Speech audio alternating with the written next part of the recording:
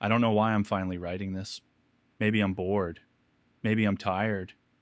Maybe I've reached that age where your past starts tapping you on the shoulder at inconvenient moments. All I know is that I've done a lot of things I wouldn't admit out loud to anyone who knows me in real life. Some of them were stupid. Some were calculated. Some felt necessary at the time. None of them feel clean now. This story is about counterfeit documents, not fake IDs for teenagers trying to buy beer, not novelty junk. Real looking paperwork meant to pass inspections, background checks, and the kind of scrutiny that decides whether a person gets to exist comfortably in society or not. And before anyone asks, I don't remember the client's name. That's not me being poetic. That's me being deliberate. For most of my adult life, I've survived in the cracks between legitimate work and outright crime. I never saw myself as a criminal. I told myself I was a problem solver, a fixer, someone who understood systems well enough to bend them.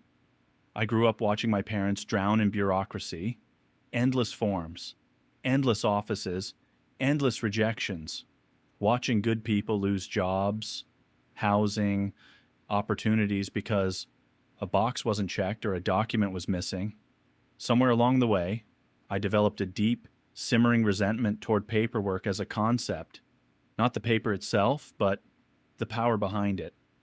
Combine that resentment with a natural talent for graphic design, an obsessive attention to detail, and a few morally flexible friends, and you get a recipe for something ugly.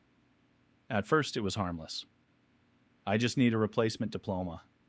I lost my transcript. My birth certificate burned in a fire. I told myself I was helping people fix broken systems. I charged small amounts, mostly beer money, sometimes rent money. The shift from helping to selling happened slowly enough that I didn't notice it. Then one day, someone asked for something different. Not a replacement, not a correction. A completely new identity. That should have been my exit ramp. That should have been the moment I said no, shut everything down, deleted files, wiped drives, and walked away. Instead, I asked how much they were willing to pay. I justified it easily. People reinvent themselves all the time. People lie on resumes. People exaggerate. Governments lie. Corporations lie. Why was my lie worse than theirs? The truth? I needed the money. I was behind on rent, my car was dying, and I had already crossed enough lines that one more didn't feel like a leap. It felt like a step. So, yeah, that's the context. That's how I became someone who sold counterfeit documents. Not because I woke up evil, not because I wanted to ruin lives, because I was good at something illegal, and the world kept rewarding me for it. In the next part, I'll talk about how I prepared for the job that still sits heaviest in my memory. The one that made me realize I wasn't just bending rules anymore. I was manufacturing reality. He contacted me through a chain of mutuals that all pretended not to know each other. That alone told me enough. The message was short. No greeting. No explanation. Just a list. Birth certificate, state ID, social security card. Clean. New name. No ties. I stared at my screen for a long time before answering. My heart was already beating like I'd said yes. I told myself I needed details, age, gender, state. He replied within seconds like he'd been waiting with his finger hovering over send. That scared me more than anything. I spent the night pacing my apartment, rehearsing excuses to no one. I told myself he might be escaping an abusive situation. Maybe immigration problems. Maybe something noble. I also told myself it wasn't my job to judge. That one always works when you want it to. By morning, I had drafted a price in my head. More money than I'd ever asked for. High enough to feel dangerous. He didn't negotiate. That should have been another red flag. It wasn't. I treated it like a design project at first. Researching templates, studying real documents, noting micro details most people never notice. Fonts, spacing, slight misalignments, wear patterns. I wasn't inventing perfection. I was imitating mediocrity. Real government documents aren't flawless. They're messy in consistent ways. I built a checklist. I told myself it was professionalism. Deep down, I knew it was obsession. I stopped thinking about who he was. I stopped imagining what he'd use the identity for. I reduced him to a folder on my hard drive labeled with a random string of letters. I worked late nights with headphones on, pretending I was just freelancing. Every time I finished a piece, I felt a small rush, not pride, not joy. More like relief mixed with something sharp. Halfway through, he asked for a small change. Different birthplace, different middle initial. A minor tweak on paper, but it landed heavy in my gut. It meant he was actively shaping this identity, not just accepting what I handed him. It meant he had a story in mind. Maybe several. He didn't ask questions about feasibility or difficulty. He assumed I could do it. That assumption changed the dynamic. I wasn't some sketchy guy experimenting anymore. In his mind, I was a service provider. Reliable. Professional. Replaceable. I realized then that I wasn't controlling anything. I was executing a vision that wasn't mine. The scary part wasn't that he trusted me. It was that he didn't care about me at all. If I failed, he'd find someone else. If I disappeared, the plan would continue without me. I felt smaller after that message. Not relieved. Not empowered. Smaller. We went back and forth about delivery methods. Mail was too risky. In person was worse. Eventually, we settled on a locker system at a 24-hour storage facility on the edge of town. No cameras inside the unit hallways, at least according to my research. We agreed on a narrow time window. I dropped first. He checks later. Payment released after confirmation. Everything was transactional, stripped of humanity. I wrote the plan out on paper, then burned it in my sink. I memorized routes, exits, side streets. I picked clothes that looked boring. Not poor, not stylish. Just forgettable. I even practiced walking normally in my apartment, which sounds ridiculous until you realize how self-conscious you get when you're afraid of being noticed. I kept telling myself preparation equaled safety. Deep down, I knew it only equaled illusion. The day arrived without ceremony. No dramatic storm. No ominous feeling. Just another weekday. That almost made it worse. I ate breakfast like normal. Drank coffee. Checked email. The banality felt insulting. My hands didn't shake violently. They trembled in a low, constant way, like background radiation. I kept touching the folder in my bag, not to check if it was there, but to remind myself that this was real. On the train, I avoided eye contact. Then I forced myself to make eye contact so I wouldn't look suspicious. Every behavior suddenly felt staged. I became hyper-aware of my breathing, my posture, my facial expression.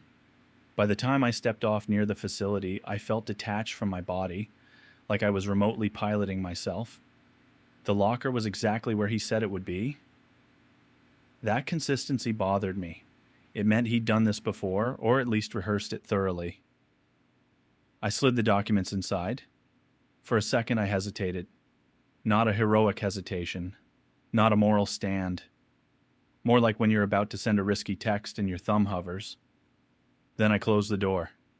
Spun the lock. Tugged once to make sure it held. That sound, the dull mechanical click, didn't feel monumental. It felt stupidly small. No thunder. No cinematic weight. Just confirmation. I stood there an extra second, unsure what people normally do after committing a serious crime. Then I turned around and walked away. I expected a rush. I expected panic. I expected something. What I got was emptiness. Like I'd completed a task on a to-do list that I'd been dreading. I walked aimlessly for a while, afraid that going straight home would look suspicious even though no one was watching. Every few minutes I checked my phone, even though we'd explicitly agreed on no contact until payment cleared. When the confirmation finally arrived, I stared at the screen longer than necessary. The number looked abstract. It didn't feel like money. It felt like proof that I had crossed a line and gotten away with it. That was somehow worse than being caught. 3 days later, I was half scrolling through news while eating takeout and saw a short article about a man arrested under a name that didn't match his fingerprints. No photo, no details. Just a brief blurb buried halfway down the page. It might not have been him. Statistically, it probably wasn't. But my brain latched onto it instantly. I reread it over and over, searching for clues that weren't there. Location, age, charges.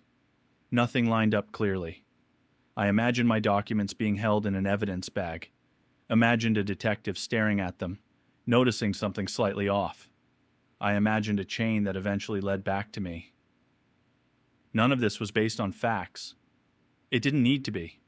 The possibility alone was enough to poison my thoughts. From that point on, everything felt like surveillance. A car parked outside too long. A stranger standing behind me in line. A random number calling my phone. I wiped my drives, then wiped them again, then physically destroyed an old hard drive with a hammer. I threw out notebooks. I deleted chat logs. I started sleeping badly. When I did sleep, I dreamed about printers jamming, ink bleeding, documents smearing. Even mundane tasks felt loaded. Buying groceries felt suspicious. Laughing felt inappropriate. I had this constant sense that I'd left fingerprints on reality itself, not just on objects. I argued with myself constantly. I hadn't forged signatures, I said. I hadn't impersonated anyone directly. I hadn't chosen what he'd do with the identity. I just provided tools. That logic held up for about 5 seconds at a time before collapsing. Tools shape outcomes. Infrastructure enables behavior. I realized I'd been hiding behind distance. If I couldn't see the harm, I could pretend it wasn't happening. But the truth kept intruding. I had manufactured access. Access to jobs, to housing, to bank accounts, to weapons, potentially. The scope was bigger than I wanted to hold in my head. I stopped taking identity jobs after that, not with a dramatic vow, not with a moral awakening.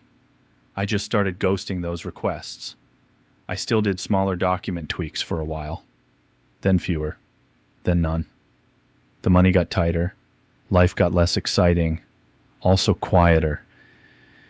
I noticed I flinched less at random noises. I checked my phone less obsessively, but I never went back to feeling clean. Once you know you're capable of a certain kind of thing, you can't unknow it. It becomes part of your self-image, whether you like it or not. People love to imagine criminals as monsters or masterminds. Most of us are just tired people who made a series of lazy compromises. You don't fall off a cliff. You walk down a slope. If you're reading this and telling yourself you're different, that you'd stop before it got serious, that's exactly what I used to say. I don't remember the client's name, I made sure of that, but I remember the version of myself who didn't walk away when he still could. If you ever find yourself standing at a quiet little crossroads with no witnesses and no immediate consequences, treat that moment like it matters. Because it does, it always does.